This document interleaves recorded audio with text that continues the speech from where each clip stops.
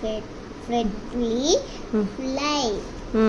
If fly and if flee, some it is fresh flowers as they flew by. The fly did a flip-flop in front of a flower. The flea saw the flower flash a friendly smile and the fly. ఆ వీడియోలో చదివింది ఒక 5 year old kid అనమాట. ఆ కిడ్కి అలా చదివిపించడానికి నేను face చేసిన challenges పిల్లలకి చెప్పేటప్పుడు దాన్ని ఎలా ఓవర్కమ్ చేసి వాళ్ళు ఫ్లూయెంట్గా చదివేటట్టు దానికి ఫోనిక్స్ చెప్పేటప్పుడు మీరు మీ పిల్లలకి ఎదురయ్యే కాన్సిక్వెన్సెస్ ఇంకా సిచ్యువేషన్స్ ఎలా ఓవర్కమ్ చేయాలో ఈ వీడియోలో చూద్దాం. అండ్ ఇంకా చాలామంది ఫ్రెండ్స్ అండ్ ఇంకా పేరెంట్స్ అడిగిన క్వశ్చన్స్ రిలేటెడ్ టు ఫోనిక్స్, ఇంకా నేను ఫోనిక్స్ చెప్పేటప్పుడు అలా చదవడానికి ఫాలో అయిన టిప్స్ ట్రిక్స్ చూద్దాం.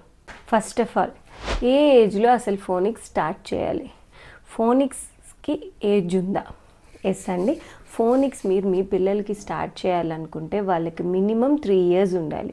3 years నుంచి స్టార్ట్. సో 3 years కిడ్ నుంచి స్టార్ట్ చేసి అప్ టు 12 years వరకు మనం ఫోనిక్స్ చెప్పుకోవచ్చు. క్యాపిటల్స్ ఇంకా స్మాల్ లెటర్ ఆల్ఫాబెట్స్ 2 వచ్చి ఉండాలి. రికగ్నైజేషన్ పర్ఫెక్ట్గా ఉండాలి. ఆఫ్టర్ స్మాల్ లెటర్స్ ఇంకా క్యాపిటల్ లెటర్స్ రికగ్నైజేషన్ వచ్చేసిన తర్వాత వాళ్ళకి మనం సౌండ్స్ స్టార్ట్ చేయొచ్చు. సౌండ్స్ నేను మీకు చెప్పించినట్టుగా యాక్షన్తో స్టార్ట్ చేస్తే వాళ్ళ మైండ్కి బాగా గుర్తుంటుంది. యాక్షన్తో కానీ మనం ఆల్ఫాబెట్ని లింక్ చేస్తే ఆ విజువలైజేషన్ వాళ్ళకి గుర్తుండి సౌండ్స్ త్వరగా నేర్చుకుంటారు. నా దగ్గర ఈవెన్ ఇంకా 2nd class 3rd classకి వచ్చే పిల్లలు కూడా బీకి డీకి కన్ఫ్యూజ్ అవుతూ ఉంటారు.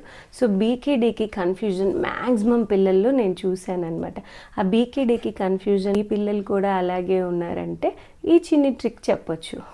బి ఇలా ఉంటుంది, డి ఇలా ఉంటుంది. అవి 2 ఎప్పుడు ఫేస్ ఆఫ్ లాగా డిష్యూమ్ లాగా ఉంటాయని చెప్పచ్చు.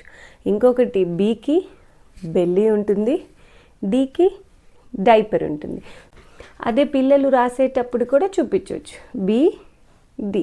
సో వాళ్ళు స్లేట్లో బుక్లో ఇలా పెట్టించి ఈ ఫిగర్ వచ్చి బి, ఈ ఫిగర్ వచ్చి డి. బీకి బెల్లి ఉంటుంది, డీకి డైపర్ ఉంటుందని కూడా చెప్పచ్చు. అలా ఒక ట్రిక్తో బి అండ్ డి కన్ఫ్యూజన్ పోతుంది. Same with the P and Q. P and Q అయితే పి క్యూ 2 ఫేస్ ఆఫ్లో ఉంటాయి. ఆఫ్టర్ సౌండ్స్ వచ్చేసిన తర్వాత నెక్స్ట్ టాపిక్ మనకు తెలుసు కదా, బ్లెండింగ్. బ్లెండింగ్ చేయించేటప్పుడు అంత ఈజీ రాదు, టఫ్ పోర్షన్ అని చెప్పాను కదా. సో ఏ నుంచి బీకి తీసుకొచ్చేటప్పుడు యాబ్ అంటారు కదా, అది ఒక గేమ్ లాగా చేయించవచ్చు.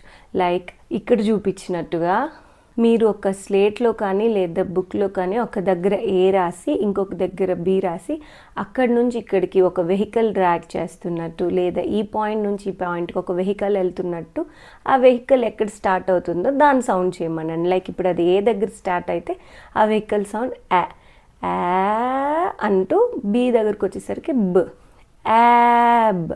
అలాగా బ్లెండింగ్ స్టార్ట్ చేయించవచ్చు ఫన్గా. సో ఫన్గా నేర్చుకుంటే పిల్లలు త్వరగా నేర్చుకుంటారు. 2 letters బ్లెండింగ్ తర్వాత 3 letter బ్లెండింగ్ కూడా మనం చూసాం ముందు వీడియోలో. ఆ ముందు వీడియోలో చెప్పినట్టు 2 letters వచ్చిన తర్వాత లాస్ట్ లెటర్ యాడ్ చేసేటప్పుడు కొంతమంది పిల్లలు లాస్ట్ లెటర్ కానీ మనం మైండ్లో పెట్టుకోకపోతే డిఫరెంట్ సౌండ్ చేస్తారు. ఎగ్జాంపుల్